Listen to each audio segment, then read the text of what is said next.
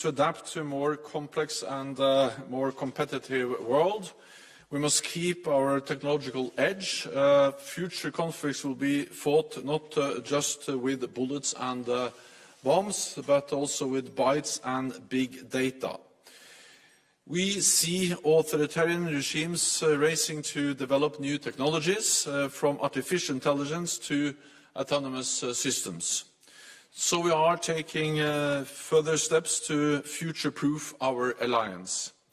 This week, allies will launch the NATO Innovation Fund. I expect this multinational fund to invest €1 billion. The fund will support the development of dual-use, emerging and disruptive technologies in key areas for allied security. At our summit in Brussels last June, we took the decision to establish a Defence Innovation Accelerator for the North Atlantic, or DIANA.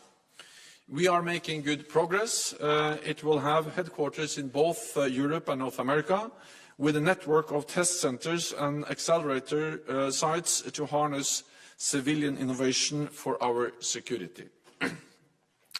Many allies have made offers to host these facilities, and some of them will be in place next year.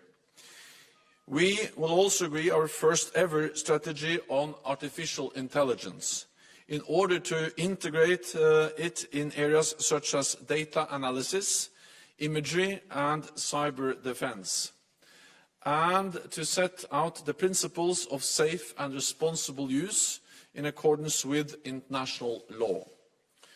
Earlier this week, Russia announced the closure of its mission to NATO and of our offices in Moscow. We regret this decision, which does not promote dialogue and mutual understanding. But NATO's policy remains consistent, and we remain open to dialogue, including through the NATO-Russia Council. At the same time, we will continue to assess how we can further strengthen our deterrence and defence. We will ensure we have the right plans, capabilities and forces in place to protect our nations. We will also review progress in our response to the challenge from Russia's nuclear-capable missile systems.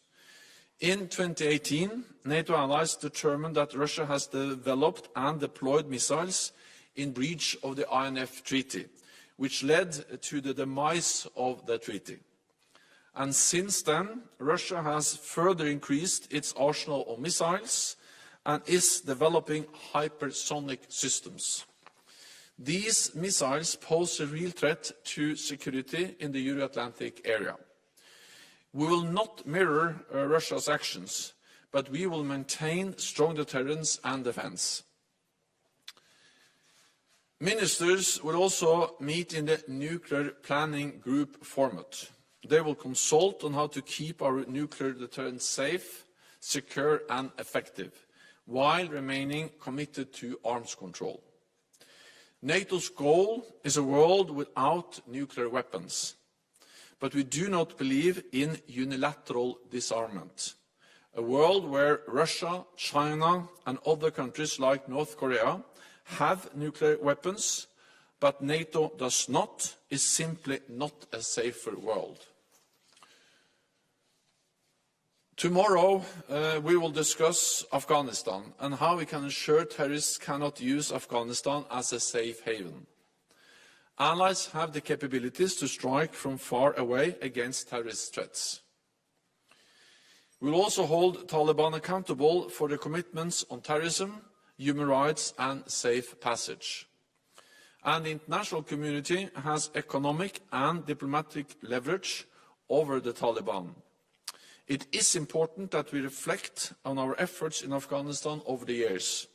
We have launched a thorough and clear-eyed assessment, and tomorrow ministers will also have a first opportunity to engage on the lessons learned process. Looking ahead, we must continue to stand together in the fight against international terrorism. And in the margins of this ministerial, we will hold a meeting of the Global Coalition to Defeat Daesh. On Friday, our partners Finland and Sweden and the European Union will join us. We have already taken cooperation between NATO and the European Union to unprecedented levels, and we will take stock of our progress. We share the same values and face the same challenges, so we will discuss what more we can do together in an age of global competition. And with that, I'm ready to take your questions. And we'll try to take questions both from here in the room, good to see so many of you here, but also by Zoom. We will start with Reuters' first row. Thank you very much, Juan. Secretary General, coming to the Russia question, I wondered if you thought that the suspension of the Russian mission as a response was a proportionate one.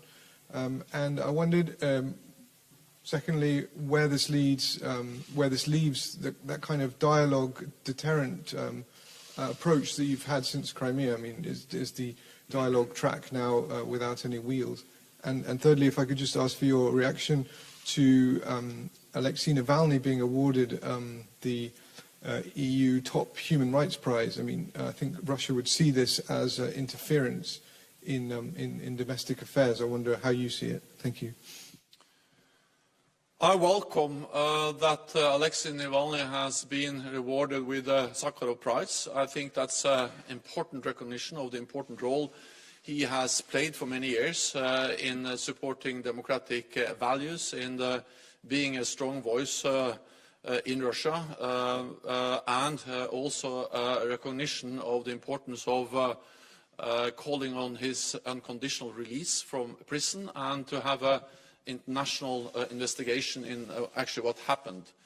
NATO allies condemned the failed assassination attack against him, and NATO allies have also called for an international investigation.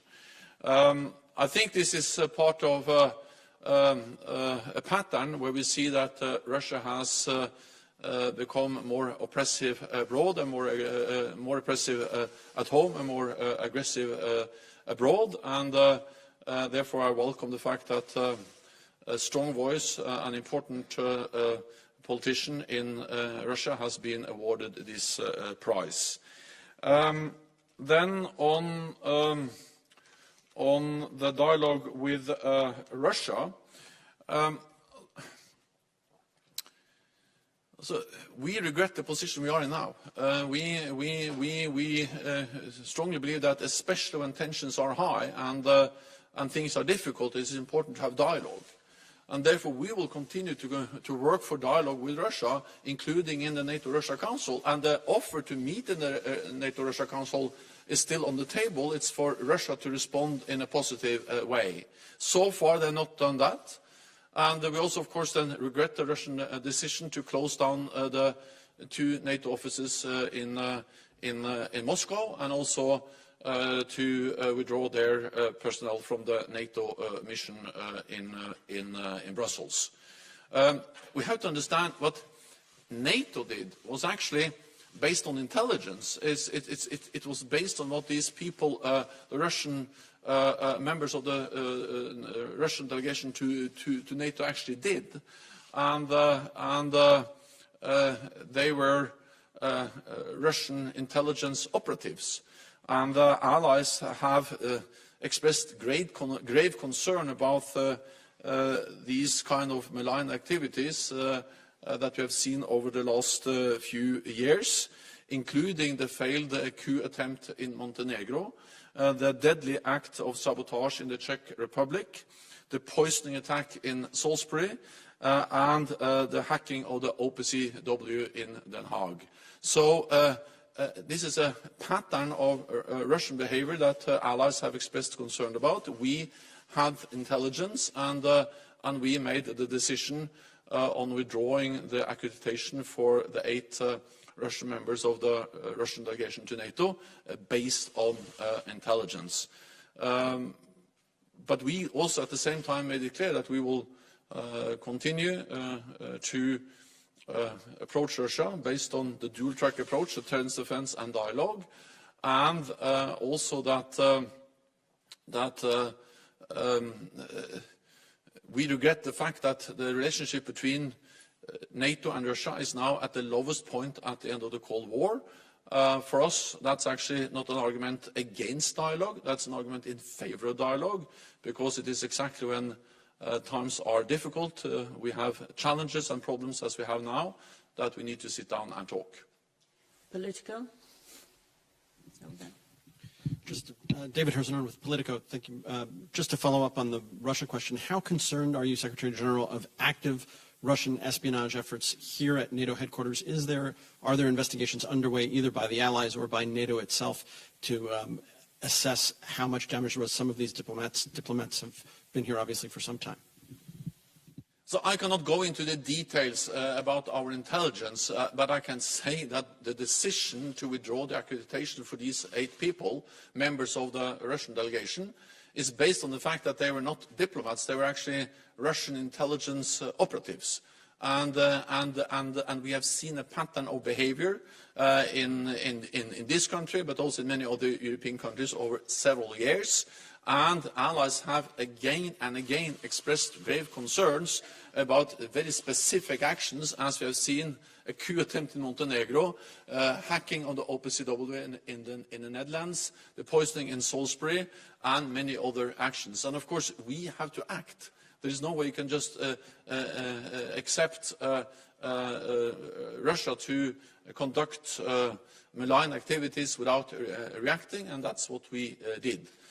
We made it absolutely clear that while we made that decision, we continued to work for dialogue, because we believe that Russia, our biggest neighbor, Russia being there close to NATO, there's no way we cannot talk to them, and therefore we continue to strive for a better relationship with Russia, knowing that this is difficult as the situation is now. Okay, we'll go to Wall Street Journal just above, and then we'll take a couple of questions from Zoom, and then we'll come back to the room.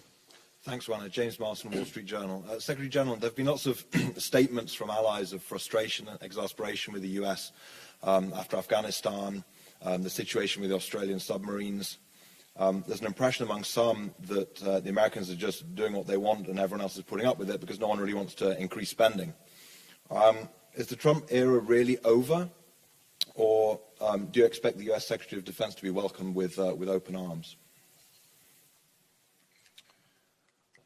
What we see now is a US administration which is strongly committed to rebuilding, strengthening alliances, and in particular strengthening the transatlantic bond between Europe and North America. And that was the clear message from President Biden at the NATO summit in June. That was the clear message from President Biden when I met him in the White House a few weeks ago.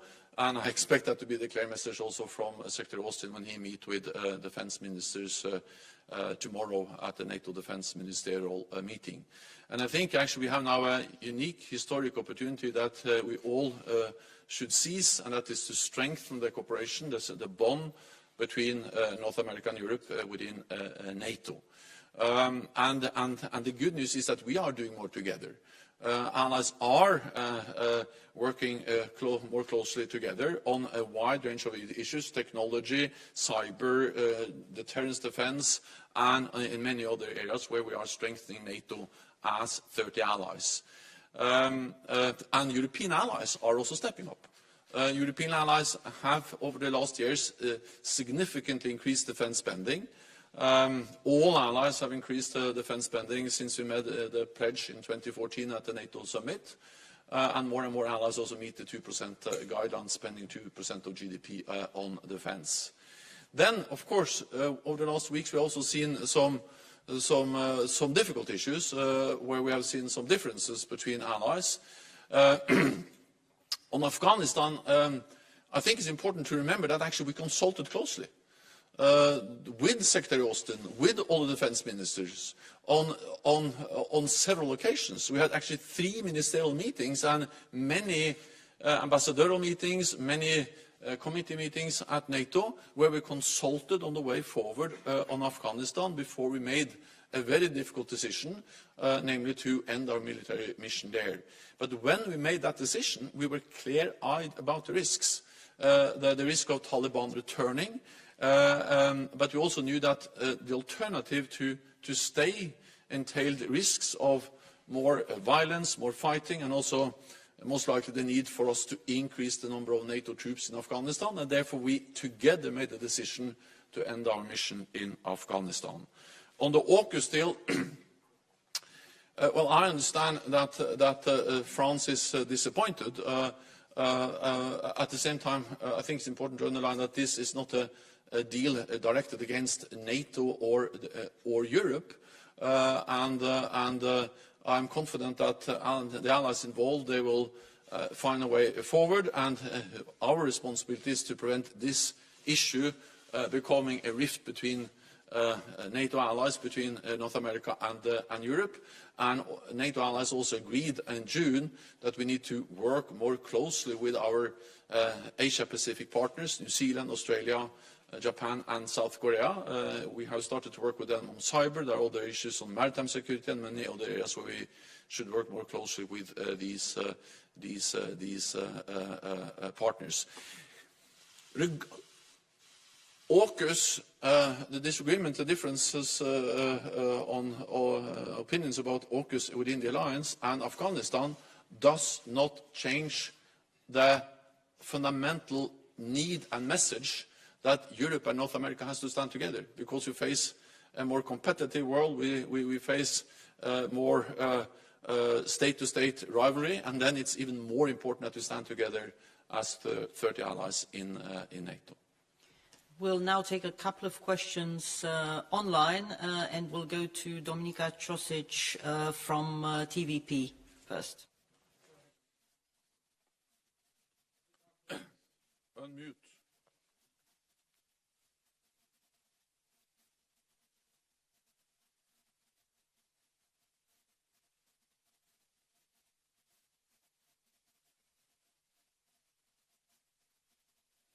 Sort this out. Dominika, we still can't hear you.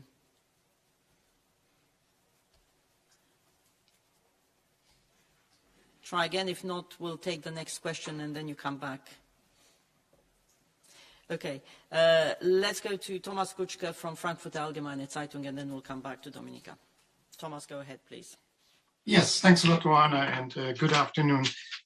Secretary General, the Alliance will now operationalize its new concept for deterrence and defense in the Euro-Atlantic area, starting with a new designation or new assignment of the area of responsibilities.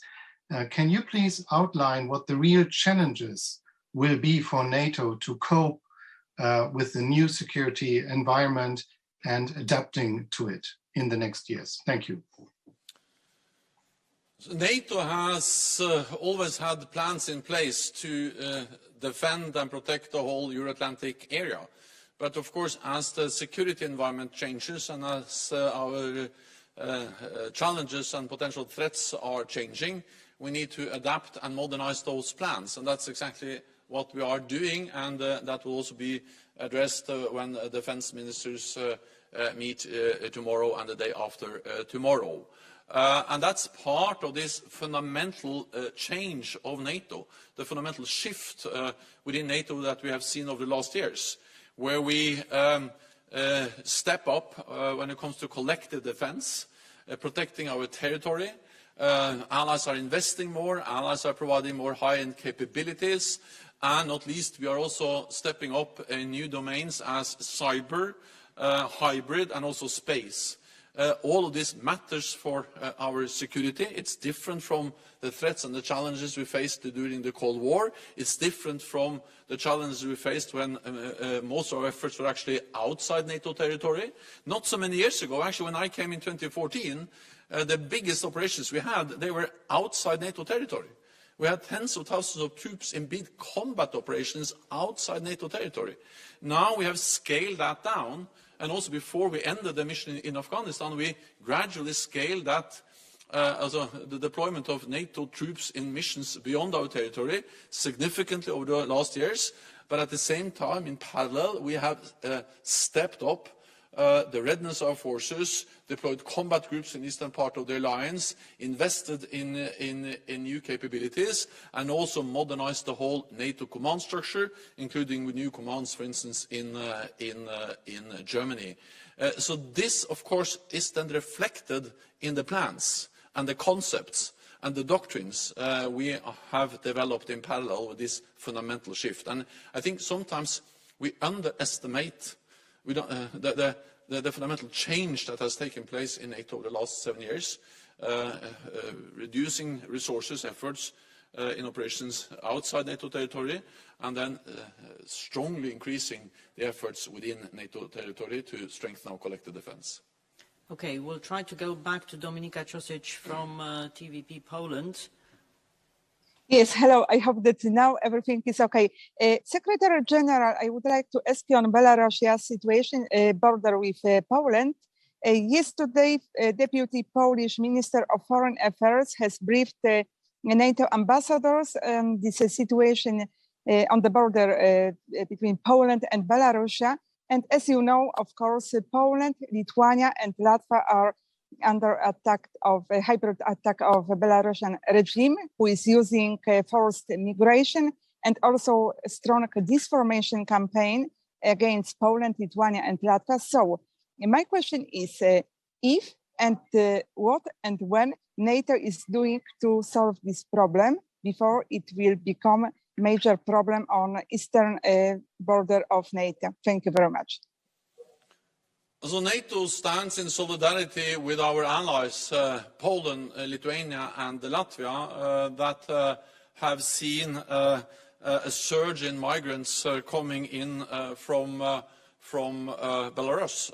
And this flow of migrants is something which is orchestrated and used by Belarus as a form of hybrid warfare. And therefore, I think it's important that we also have discussed and addressed this actually several times in NATO at the North Atlantic Council, and most recently we did that this week, again expressing our solidarity and also recognizing that this is something which is orchestrated by the regime in Minsk. NATO allies have also deployed experts to Lithuania to help them cope with the challenges related to the surge in migrants entering the European Union and their countries via Belarus. We are, of course, continuing to stand in very close contact. I have also spoken with many of the political leaderships or people in the political leadership in these countries, addressing exactly these same challenges. At the same time, it is important that all those fleeing violence and persecution should be treated with care and compassion. So that's also an important message to convey as we continue to stand in solidarity with our NATO allies, Poland, Lithuania, and Latvia. And we'll take another question from Zoom, from Florian Neuhan from ZDF, and then we'll come back to the press room. Go ahead, Florian. Yes, thank you very much for taking my question. Secretary General, I'd like to speak about the lessons learned from Afghanistan. And would you agree that one, maybe the most important lesson would be to always have an exit strategy for your missions? And what would that mean for current NATO missions, such as Iraq, for example? Thank you. So first of all, we are in the midst of the lessons learned process. As NATO ministers, will engage in that process later on this week. I think it is important to have a thorough and clear-eyed lessons learned process, because this was a big operation that lasted over many, many years. And of course, exit strategy, how to end these kind of military missions, is an important part of what we have to look into as we now do the lessons learned process. I think also we have to realize that NATO went into Afghanistan to fight terrorism. And in the beginning, we had a limited task of degrading Al-Qaeda, fighting international terrorism. then gradually the mission expanded. And that was not only NATO, but the whole international community. That added on more and more tasks, and then it developed into more a nation-building effort by the whole international community. NATO was part of that, but of course also the UN, the European Union, and many individual allies who went in with heavy development aid and also ambitions to build a democratic and stable Afghanistan. So from a more limited mission fighting terrorism, the whole international community, with a lot of different allies and organizations and partners engaged, ended up in something that became a quite big and ambitious nation-building effort. So I think we all have to realize how a mission can gradually expand, and also the risks and the challenges related to such a change of the goals and the purpose of our presence. So there are lessons to be learned for NATO, but also for the broader international community. It's too early to conclude, but I think at least one thing is that we need to also recognize the things that didn't work, but also the things that actually worked. And for 20 years, we prevented Afghanistan being a safe haven for international terrorists. And that was the main reason we went in. And now it's important to try to preserve those gains. And we will continue to stay vigilant. We will continue to work together as allies. We will continue to be part of the global coalition to defeat Daesh.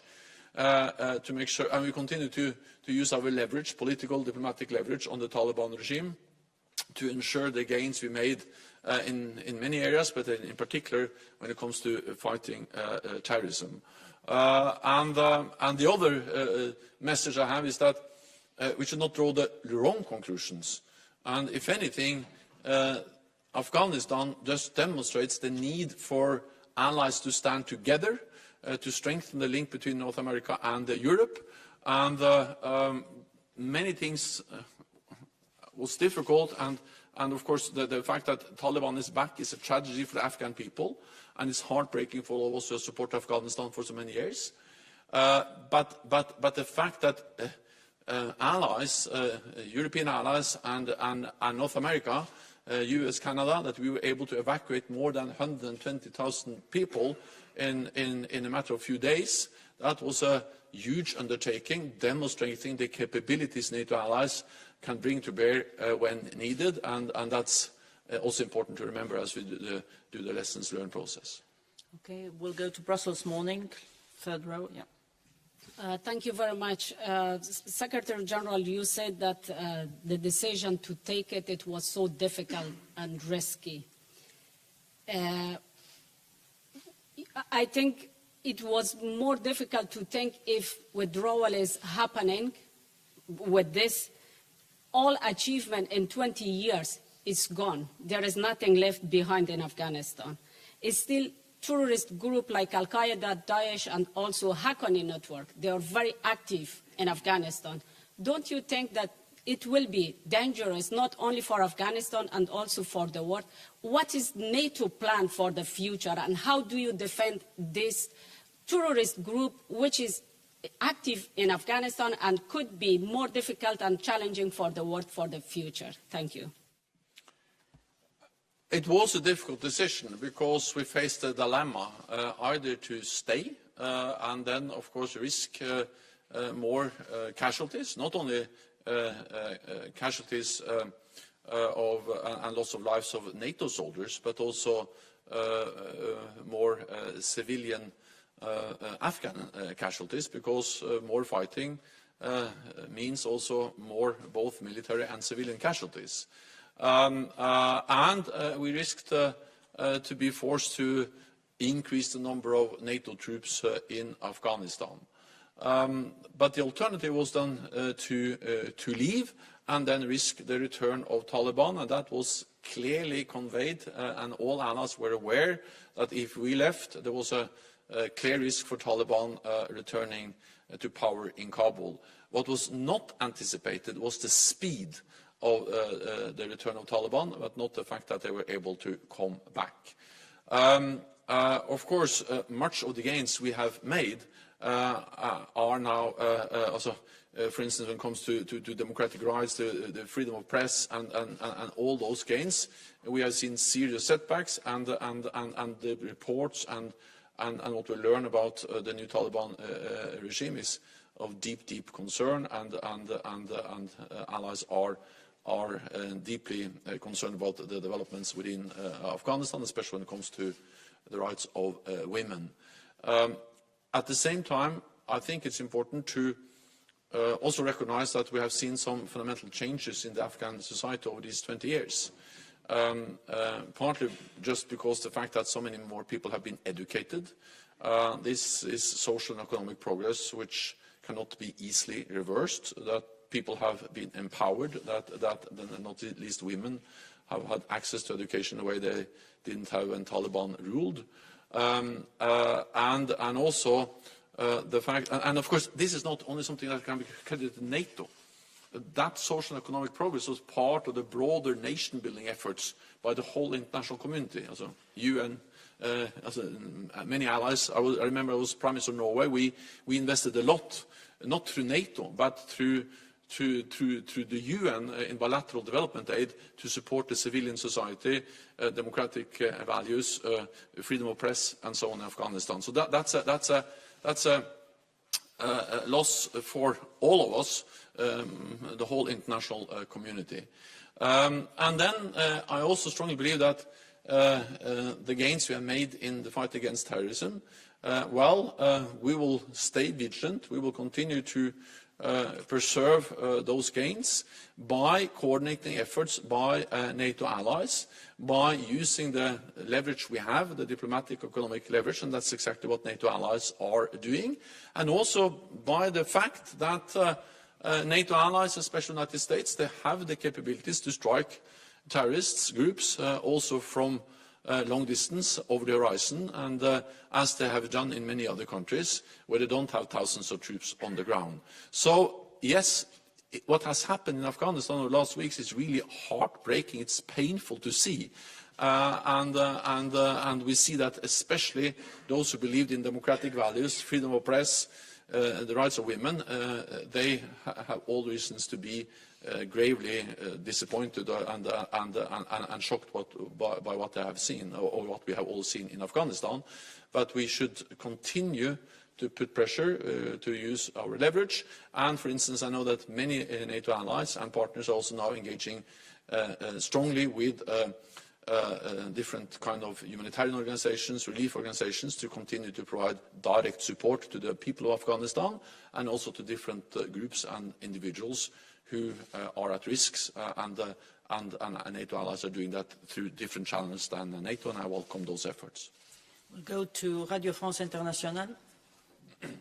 Merci, Madame. Oui, Monsieur le Secrétaire Général. Thank you. To come back quickly on my colleague's questions on Russia, if you want to keep the dual-track approach alive, what are the next tangible or practical steps that you are willing to plan or to take in order to rebuild the dialogue with Russia?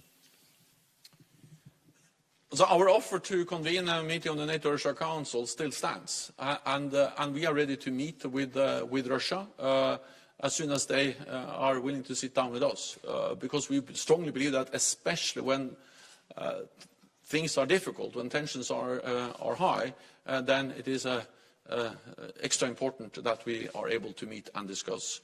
Then, of course, we have also other avenues for engaging with Russia. We have military lines of communications, and there are other ways to engage with Russia. We will use those to continue to engage with Russia. I also welcome the strategic talks between the United States and Russia, and the efforts of the United States to really engage in meaningful strategic talks with Russia, and the extension of the New START agreement also reflects that there are some important steps that has been taken recently. But again, the relationship between NATO and Russia is at its lowest point since the end of the Cold War. And the reason for that is the Russian behavior. When they have invaded neighbors. They have annexed part of another country. They are investing heavily in new nuclear capabilities, violating one of the cornerstones of our arms control regime, the INF Treaty, that led to the demise of that treaty. They are meddling our democratic processes, and we have seen Russia being responsible for aggressive actions against NATO allies. This totality has led to the setbacks we have seen in the effort to try to have a meaningful dialogue with Russia. But we will continue defense and dialogue, and sooner or later, at some stage, it is important to realize also for Russia that we all will live in a safer world if we engage in meaningful dialogue. Okay, we'll go to Deutsche Welle, NPR, Terry Schultz, and then we'll go to James. Okay. Good, so I don't have to ask anything for a friend then. Thanks. People have already asked on Afghanistan quite a bit, but I wanted to just have a little bit more precision on a couple of things that I think you didn't answer completely. Do you still see that NATO has a role in Afghanistan? Because you used to mention that Afghanistan was an example of how NATO fights counterterrorism. We know that there is still the threat of terrorism, as you have mentioned, but is that still a NATO role, or do you see that falling now only to national governments, especially those who will have assets based in the region? Will NATO play a coordinating role, anything like that? And do you feel that this is important for this to be kept inside the alliance? And I'm wondering that ahead of course, the lessons learned process, which will take will take some time, I'm wondering if you could share with us reflections that you've had already. I know you haven't had a lot of free time, but we've been through this process the whole time that you've been here, and I'm wondering if you could share with us some of your own thoughts on lessons learned before writing a report and making it much more bureaucratic. Thank you. Well, the most urgent role NATO has, or the most immediate task we are faced with, is to resettle Afghans who work with us. And NATO allies were able to get, and partners were able to get more than 120,000 people, many of them Afghans, out of Afghanistan. And we still, allies and partners are still working on how to get more people out. We have been also able to get out many people who worked directly with NATO, not only NATO allies, but also NATO as an institution or as an alliance. We have used actually part of the NATO response force to set up transition centers in Kosovo, in Poland, and also help the efforts at the Ramstein air base. NATO allies and NATO has been involved in those efforts. And now what is important is to be able to resettle these individuals. We are making huge progress, making sure that they are not staying in these transit centers, but are actually able to be resettled in different NATO allied countries. So this is an issue that I expect will be addressed when we discuss Afghanistan tomorrow, and also an issue that I have been addressing when I engage with NATO allies, and NATO as an institution has been working hard on getting people out, the transit centers, and then the importance of resettle people that supported us and worked for us over all these years. Then actually I think I reflected a bit on the lessons learned, not any conclusions, but I said something about what we saw in Afghanistan, that we started with a very limited, narrow military mission, fighting terrorism, degrading Al-Qaeda, and then NATO was part of what, after some years, become a much more broader mission. But then NATO was only one of many players or actors, meaning the UN, EU, individual allies in a much broader nation-building effort. And I think it's too easy to say that that was absolutely wrong, because that actually achieved a lot, and not least when it comes to social and economic progress. But it's a much more ambitious task, and therefore also, of course, much harder to preserve those gains than the gains we made related to the original task to degrade Al-Qaeda and preserve or prevent Afghanistan being a safe haven for international terrorists. So any reflections on that dilemma, whether we should have stayed on this more narrow task of fighting terrorism, or whether it was right for the international community, and NATO being part of that, to engage in a more bigger, ambitious nation-building task, I think that will be one of the big dilemmas we will face. Another reflection I have, and it's to say whether all allies will agree, is that, of course, it highlights the challenges and the risks to engage in big missions and operations outside NATO territory, but the lesson cannot be that we will never engage. Because, for instance, I think it's absolutely clear that the use of military force by NATO allies, and NATO also being part of the global coalition to defeat Daesh in Iraq and Syria, that was right. I'm not saying that everything is fixed, that all the problems are solved, and that we can, in a way, can just step back and relax. But I say that we should not draw the wrong conclusion of Afghanistan and think that NATO allies and NATO should never again engage in military operations to fight extremism or terrorism, because we did that recently in Iraq and Syria, and that was the main reason we were able to liberate a territory as big as the United Kingdom, 8 million people, and actually seriously degrade ISIS. And NATO continues to be part of that effort by our training mission in Iraq.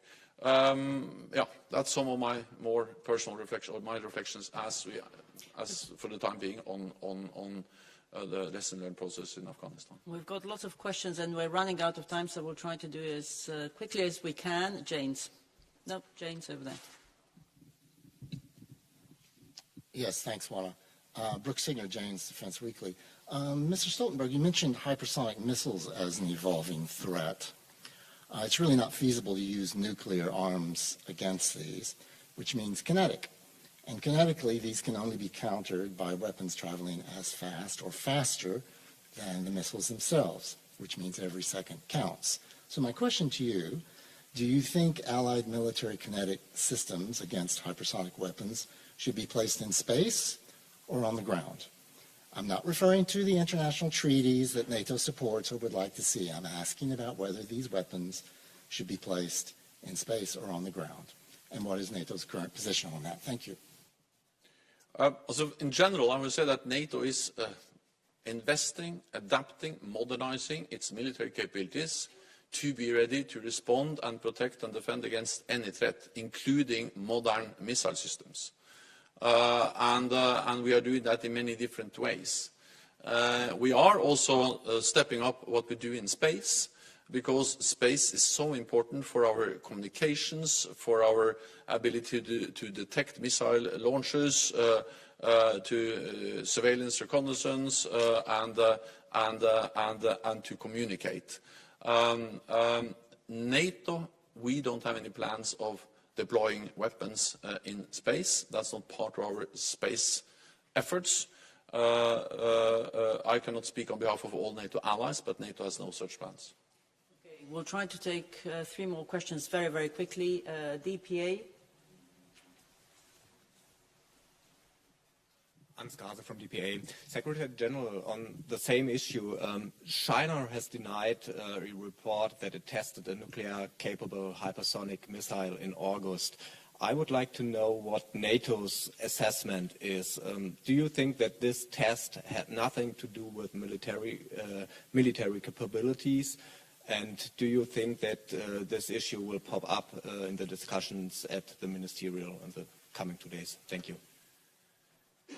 What we have seen over the last years is significant modernization of China's military capabilities. I cannot comment on precise intelligence, but what I can say is that we have seen these strong efforts by China to strengthen their military capabilities, including nuclear capabilities and missile systems. This is about new missiles, it's about long-range missiles, it's about dual-capable missiles, and it's also about building new silos for intercontinental ballistic missiles, submarines, air-launched missiles, also sea-based and air-launched missiles, including ground-launched missiles. So in totality, this is a significant modernization of the Chinese armed forces, including a lot of very advanced weapon systems that can carry nuclear weapons. Süddeutsche Zeitung. Secretary General, you mentioned the DDA concept. I understand that there will be capability targets that the ministers will be discussing, and I've been told that they will be ambitious. Can you go in a little detail of what that means and what types of systems we're talking about, or capabilities, not necessarily systems? Capability targets. We will agree capability targets. And that's one thing that really is important for NATO, is that we have a regular process that addresses the need for new capabilities by NATO allies or NATO allied countries. And then we agree them because then we ensure that as a totality, 30 allies provide the capabilities we need, land, air, sea, cyber. And of course, only a few allies can have full spectrum defense. Most allies are dependent on other allies for some capabilities. And by joining forces, by working together and agreeing the capability targets, we ensure that we have the capabilities together as allies. Maybe I can be able to say a bit more about that after we have had the meeting of the NATO defense ministers tomorrow. But in general, these capability targets reflect the need to modernize NATO, not only in the land, air, and sea domain, but also, not least, within to modernize NATO also when it comes to responding to new and disruptive technologies.